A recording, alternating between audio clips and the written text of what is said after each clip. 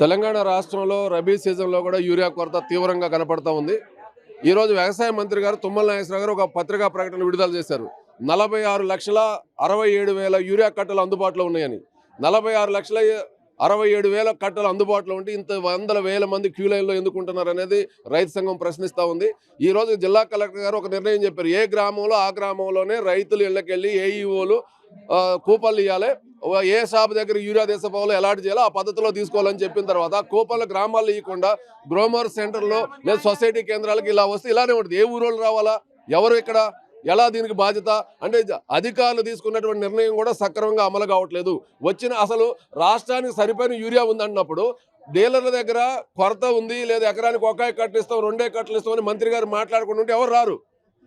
ఇది ఏమో బంగారం కాదు దాచుకోవడానికి, లేదు బియ్యం కాదు తినేవి కావు, చింతపండు కాదు దాచుకోవడానికి యూరియా. ఒక నెల రోజుల్లో వాడితేనే ఉపయోగపడుతుంది, లేకపోతే పనికిరాదు. కాబట్టి ఏ రైతు కూడా తీసపోయి అదనంగా ఇంట్లో పెట్టుకునే ఎరువు కాదు ఇది. కాబట్టి యూరియా అనేది ఇవాళ ఖమ్మం జిల్లాలో 2 లక్షల ఎకరాల్లో మొక్కజొన్న ఉంది, మరో 2 లక్షల ఎకరాల్లో వరి పొలం సాగవుతా ఉందని చెప్పి వ్యవసాయ శాఖ చెప్తుంది. దానికి అవసరమైనటువంటి యూరియా కట్టలు తెచ్చామని చెప్తున్నారు. దానికి అనుగుణంగా అన్ని ప్రైవేట్ డీలర్లు, అన్ని సొసైటీల దగ్గర, అన్ని రైతు వేదికల దగ్గర యూరియా సరఫరా చేస్తే రైతులు అక్కడ కొనుక్కొని పోతారు. ఒకరోజు యాప్ వచ్చిందన్నారు. ఎప్పుడైతే యాప్ పద్ధతి వచ్చిందో ఈ రైతులకు గందరగోళం వచ్చింది. ఎందుకంటే స్మార్ట్ ఫోన్లు లేవు.